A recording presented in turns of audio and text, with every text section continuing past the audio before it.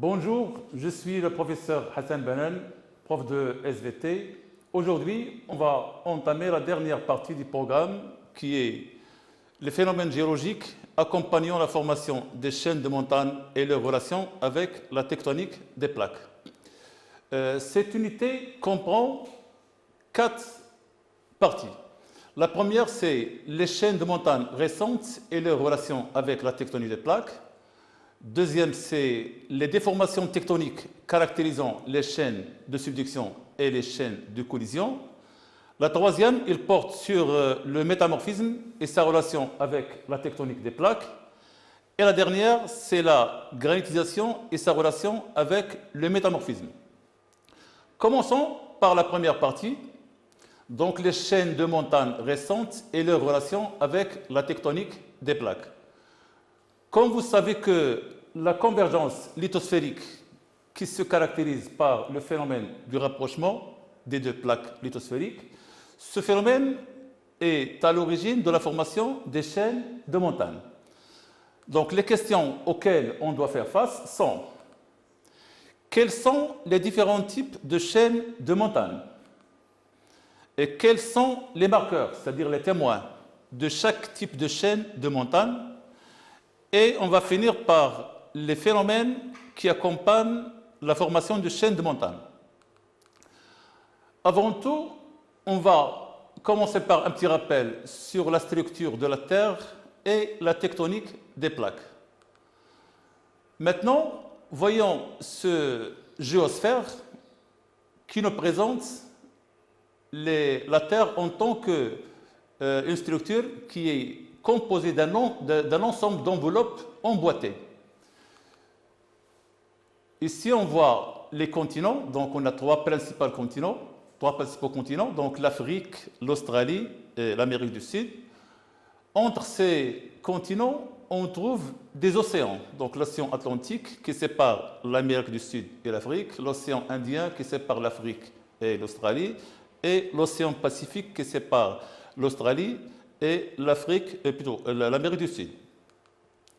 Au milieu de l'océan, on trouve ce qu'on appelle les dorsales médio-océaniques. Ce sont des lieux de formation du plancher océanique. Donc, la notion, on doit faire attention à ne pas confondre la notion de plaque et le continent. Donc ici, on a le continent africain, mais la notion de plaque, c'est une notion qui fait appel à des limites, qui sont généralement 3 limites. Dans ce géosphère, on voit 2 types de limites qui sont la dorsale médio-océanique, c'est le lieu de formation de la lithosphère océanique, et un autre lieu de disparition de cette lithosphère. Vu que le volume de la Terre est stable, donc on doit trouver des zones d'accrétion, des zones de formation de lithosphère océanique et d'autres de la disparition. Donc, ici, on a le continent africain, mais la plaque, c'est une notion qui fait appel à des limites qui sont les limites de convergence et les limites de divergence. Par exemple, l'Afrique, donc les limites de la plaque africaine, c'est entre cette dorsale-là et la dorsale suivante. Donc c'est une plaque, c'est une plaque qui est qualifiée de plaque continentale.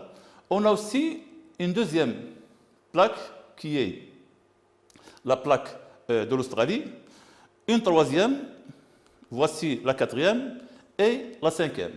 Donc d'après ce géosphère, on constate qu'on a 2 grands types de plaques.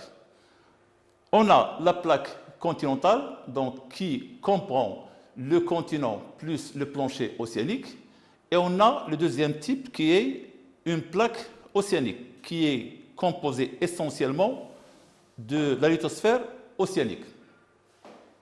Bien, passons maintenant pour voir la composition interne de la Terre. Donc en passant de la partie superficielle jusqu'au centre de la Terre, on trouve les composantes suivantes. Donc on a ici une croûte continentale, donc c'est la partie qui forme le continent. Généralement, son épaisseur ne dépasse pas les 30 km dans les zones éloignées des lieux de formation de chaînes. Et on a aussi la croûte océanique. Donc cette croûte, il représente 1% du volume de la Terre. On a aussi une discontinuité de Moreau qui sépare la croûte du reste du composant de la Terre. On a aussi une autre discontinuité qui s'appelle la discontinuité de Gutenberg, qui sépare, qui délimite le manteau, et la partie qui est au-dessous de cette discontinuité, elle forme ce qu'on appelle le noyau. On trouve aussi une autre discontinuité, l'Ahman, qui sépare les deux parties du noyau. Donc revenons maintenant à la partie qui sépare la discontinuité de Moreau et de Gutenberg. Il forme ce qu'on appelle le manteau. Ce manteau est subdivisé en trois parties, qui sont le manteau lithosphérique. Donc c'est la partie du manteau supérieur qui est rigide. Il forme avec la croûte océanique ce qu'on appelle la lithosphère océanique.